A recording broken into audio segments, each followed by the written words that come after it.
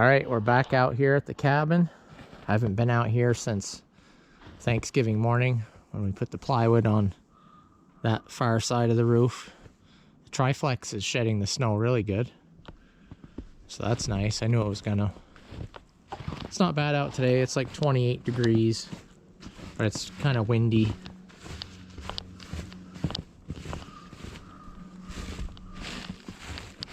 Something walked through. Looks like a deer. Yeah, those are deer tracks. Anyways. Yeah, the plywood's hanging onto the snow. It's kind of a bummer. If it would clean itself up real quick, I could put the Triflex on that side, and then we'd be good for the winter. Good enough to shed snow all winter anyways. But today's mission is gonna be, we're gonna be closing off those bays right there.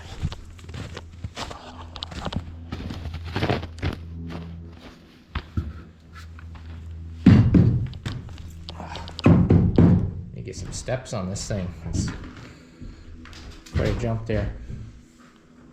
I thought it was gonna be a dungeon in here with no windows, but the door lets in quite a bit of light, and then we've still got some gaps here and there we gotta close up.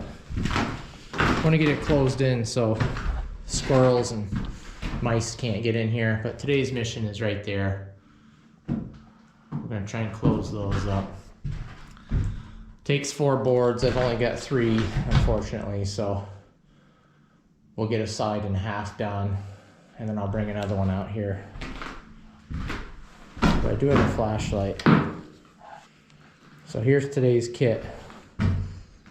We carried the nail gun out here, saw, and then I had a backpack with the GoPro, drink, protein shake, couple spare batteries for the saw, turtleneck, some gloves, heavier gloves. These are the light ones. These ones are a little heavier. And the flashlight, of course. So we're gonna put the flashlight up here. See if it helps out a little bit with the camera. And I'll put this right here.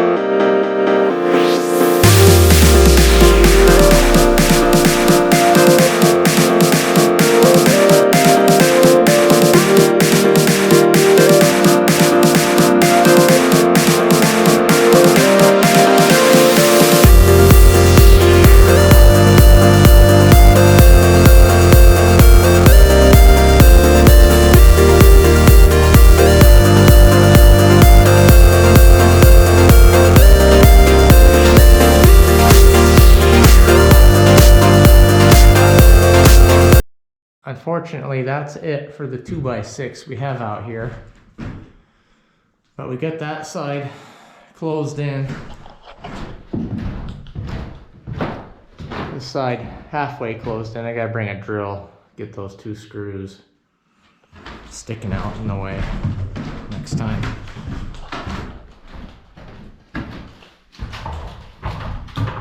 I got that guy and that guy both in our way.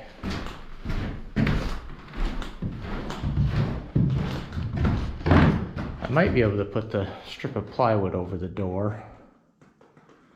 And then next time I'm gonna have to bring out another 2x6, the drill, and I'd like to bring out a piece of insulation so we can shoot that plywood on. And then other than that little daylight between the plywoods, I'll probably put some flashing tape on there that'll keep the draft out. And then we need to bring some foam around this door. That will be pretty sealed up for the most part. Some drafts anyways. Obviously, we're gonna have some tiny gaps between our plywoods. But once we get the tight power around, that'll help a little bit. This side still needs a Tri-Flex. All right, let's get back to it.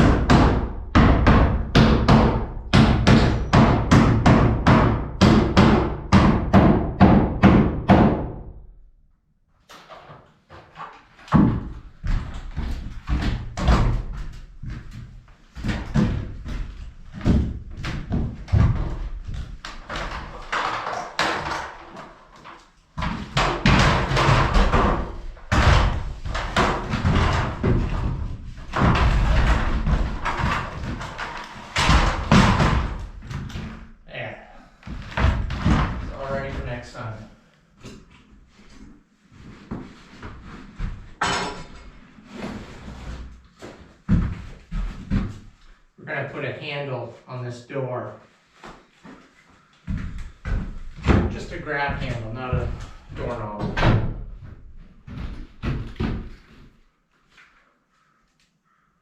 Because right now if I close this door, I've only got the deadbolt lever to hold on to. And right now the door rubs a little up top. I think the cabin might have shifted a little when they were sheathing the roof. Something shifted. Anyways. So it sticks up top. Right there. It's hitting. We'll adjust it after. But for now, we want to be able to close the door and not be stuck in here, because there's nothing to hold on to pull it open without putting the hammer claw through it. So we've got a little handle here. Came with a big window. When you order big windows for your house, a lot of times they get shipped with, or doors, sliding doors. They get shipped with these handles on them to carry. I try and hang on to them for odd cases. Like sometimes standing up walls, you get a big wall and it's windy out, you can take some of these handles and screw them right to it. It gives you something to hold on to so you're not just pinching your fingers on a 2x. I've got some little self-tapping screws. I can't tell if the camera's focusing on that, but little self-tapping screws. Should do the trick, hopefully.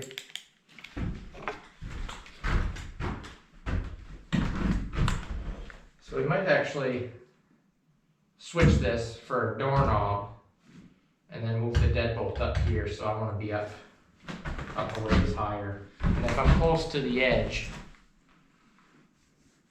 there's some wood around the perimeter of the door. And if we get into that, it'll be a lot stronger. Like in here, you're just going to have that thin layer of metal and then foam. But if you stay close to the edge, you'll get a good bite.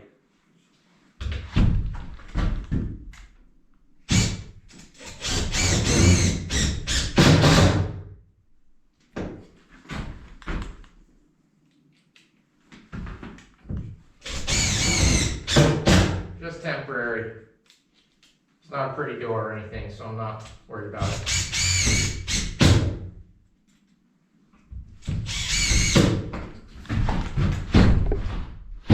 Works. If you didn't have that handle and you did that, you would be stuck in here. Pretty hard to press. Maybe not. Fingernails in there.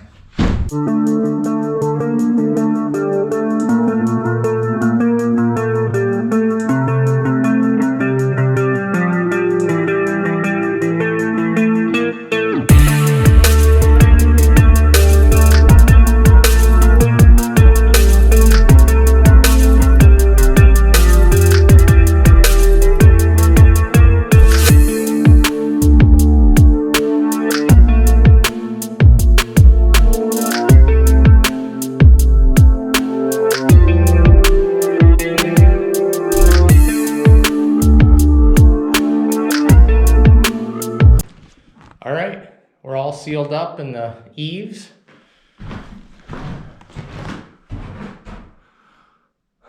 There's actually quite a bit of draft coming in through there, obviously. So that's gonna make a big difference. And now we've got this. This is our next biggest gap. And we've got a piece of rock wool right here.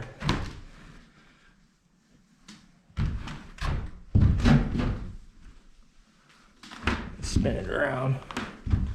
I don't know if you can see.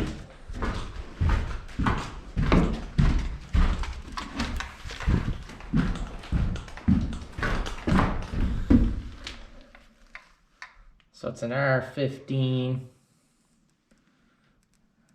right there. There we go, a little bit R15. And this stuff is fireproof to 2,000 degrees Fahrenheit. It's made from lava rock. So it has little stone fibers in it. Mice and squirrels don't like chewing it as much. But we don't plan on having those in here anyway. I just like it because it's not fiberglass. I don't like fiberglass at all. This stuff's nice and rigid. It fits in the bays nicely. You just give it a little push in there and it gets a nice tight seal on its own. Fiberglass is kind of loosey-goosey. You end up with gaps everywhere. So we're going to use this stuff around the whole cabin. All the walls are going to be R15, which is 2x4, 16 on center. And then the roof is going to be R24 or 3. I think it's 23 actually. R23, 16 on center up there. And we've already got the 1 inch of R sheathing up there. So that gives us a 6.6. So we'll have almost 30. We'll have like 29.6 up there. And then the walls will be 15. And then we have this poly down here that I'm just gonna cover all the rock wool with in case I don't get to finishing the walls as soon as I would like. That way I'm not breathing in any dust off it. Not that it's very dusty, but be cleaner inside that way, I think. I mean, no matter what we have, probably could, with no insulation, this stove right here, it's probably gonna cook us out of here. Most likely I'll have windows open, but that's okay. Rather open a window than have it chilly. I'm gonna get you set up outside so you can see the corner here go together. We need to go out, take a measurement. We're gonna rip this rock wool down. We'll rip 2 strips off it, whatever that number is, stuff it in there. I don't know if this is the actual piece of plywood. I had a piece cut ready to go. It's either that one or it's outside under the floor somewhere, but we'll find it. All right, so I just went out, measured the bay. It's 3 inches. You want to add ½ an inch to it. These are 15 inches. The bays are normally 14.5. So you add ½ an inch to it. So we're gonna rip a couple 3.5 inch strips off of here. And what I find works good for me is I take my tape measure and I put the knife right there and catch it on the end. And then I pinch my fingers on the number I want. And I gently run my hand down the side of the insulation, like this. And then I'll scoot it over to the next 3.5. So now I'm at 7.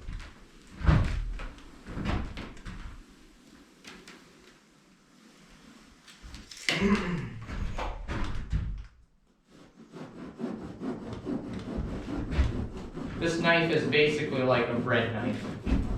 It's just serrated.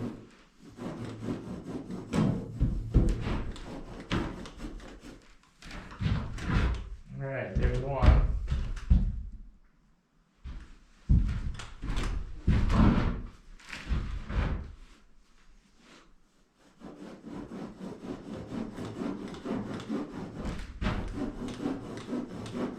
If I was doing all the walls or a larger quantity of this, I would have a mask on. I think they recommend a dust mask with this stuff. So I at least have that on.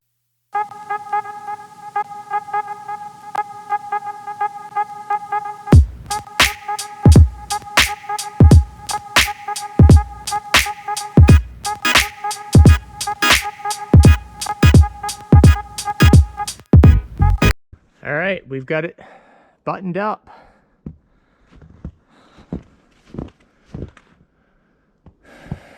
Now we're ready for house wrap.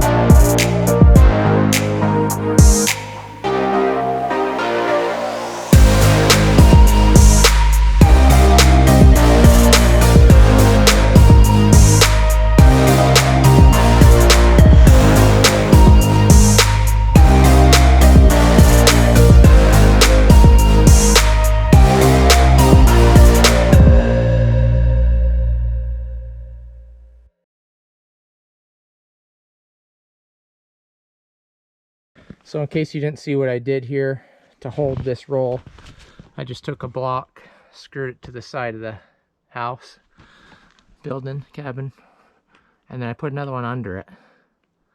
It was pretty much holding with just this block here, but I didn't want it to start slipping when I was hammering on the wall, so I put this guy underneath it to hold it. And if you got one screw, you can pivot it a little bit if you need to adjust the tension on your house wrap.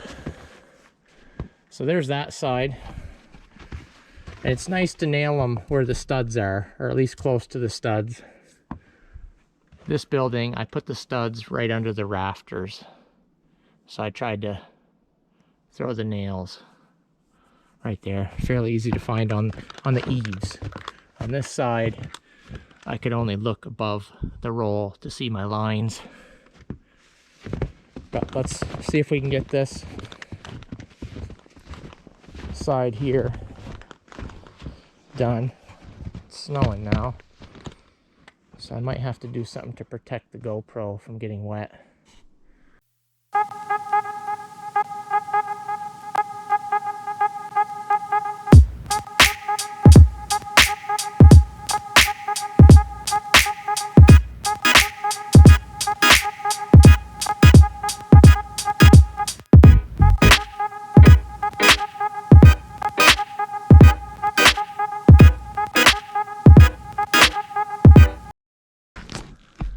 All right, we got the first 9 feet wrapped all the way around. I just have the gables to do. But to do that, I would like to move the staging around. But the staging's all set up to put the Triflex on the roof. So I'd kind of like to do that while it's in place. Don't want to have to move it any more than I have to. This was my roof for the GoPro. You probably saw it like this. Keep it dry.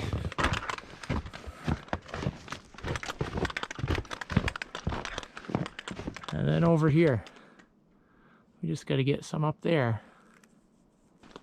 But we're all nailed off, all the sides.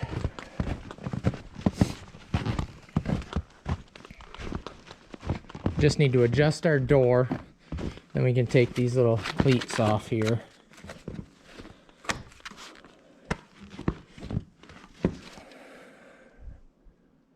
And then we're